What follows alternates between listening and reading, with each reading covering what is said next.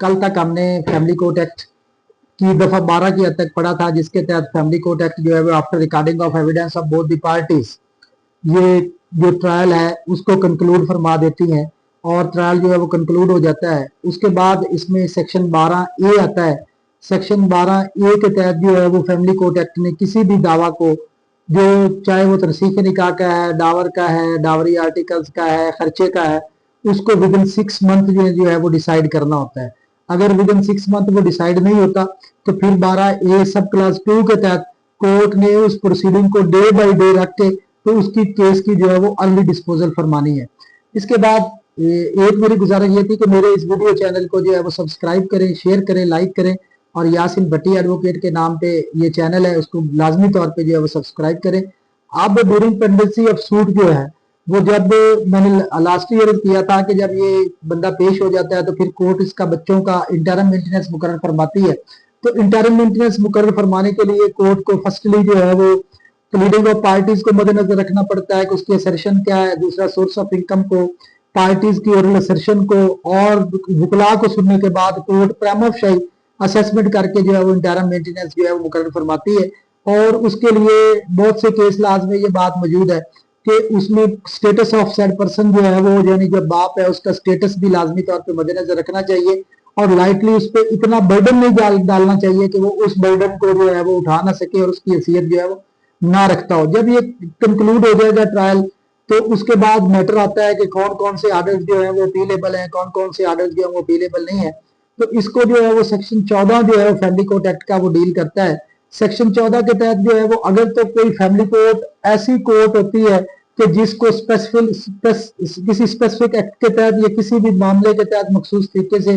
जो है वो इख्तियार दिया गया हो या बनाई गई है और उसका इख्तियार जो है वो डिस्ट्रिक्ट जज के बराबर हो तो उसकी किसी भी डिग्री के खिलाफ जो अपील है वो जो है वो ऑनरेबल हाई कोर्ट में लाई करेगी। उसके बाद अदर देन कोई भी जो फैमिली कोर्ट की डिग्री है उसके खिलाफ अपील जो है वो डिस्ट्रिक्ट जज साहब के पास जो है वो लाई करेगी। और उसमें कुछ एक्सेप्शन हैं कि कौन कौन से केसेस में जो है वो अपील लाई नहीं करेगी। तो उसमें सबसे पहले अगर डावर अमाउंट है, डावर अमाउंट जो है वो 1 लाख तक है और 1 लाख से एक्सीडेड नहीं है तो फिर उसके खिलाफ यहाँ पे अपील जो है वो डिस्ट्रिक्ट जज साहब के पास लाई नहीं करेगी। वो अपील जो है उसके खिलाफ डायरेक्टली रेट पिटीशन जो है वो अगर कोई इलीगैलिटी है या कोई ऐसा सच मामला है तो ऑनरेबल हाई कोर्ट में रेट पिटीशन फाइल की जाएगी। उसके बाद खर्चे की डिग्री है पहले होता था बुनियादी तौर पे कि 1000 रुपए की हद तक जो अपील लाई नहीं करेगी, बाद में उसको इनहांस करके तो 5000 कर दिया गया। तो उस 5000 को भी कैलकुलेट आपने टोटल डिग्री से करना है, यानी एक बंदे का अगर 4000 खर्चा है तो बच्चे 2 हैं तो 4 से 4 मिला के 8 होंगे। तो उन जो मैक्सिमम डिग्री जिसके तहत टोटल अमाउंट उसको देने का हुक्म सादर हुआ है उसको मद्देनजर रखते हुए इसकी आर्डर अपीलेबल होना या ना होने का जो है वो मद्देनजर रखा जाएगा। उसके बाद डिसोल्यूशन ऑफ मैरिज की कोई डिग्री है तो उसके खिलाफ भी अपील जो है वो लाई नहीं करेगी और अपील जो है वो दूसरा अपील लाई नहीं करेगी और उसके हद तक सिर्फ उस वक्त अपील फाइल हो सकती है जबकि कोई जरे खुला हो और वो जरे खुला दिलाया ना गया हो, कोई चीज वापस करने को हुक्म ना की जाए, जरा खुला खुला का तयन ना किया जाए तो फिर ऐसे डिग्री के खिलाफ जो है वो अपील फाइल हो सकती है। बाजलत के साथ पहले मैं अर्ज कर गया कि वो डावर की हद तक 1 लाख रुपए की हद तक अपील नहीं होगी, नहीं उसमें थी डावरी आर्टिकल। अगर डावरी आर्टिकल की जो है अपना डिग्री है वो 1 लाख से कम होगी या 1 लाख तक होगी तो उसकी अपील जो है वो लाई नहीं करेगी। डावर अमाउंट की हद तक जो है वो कोई भी कटघन नहीं है। उसके बाद जो है वो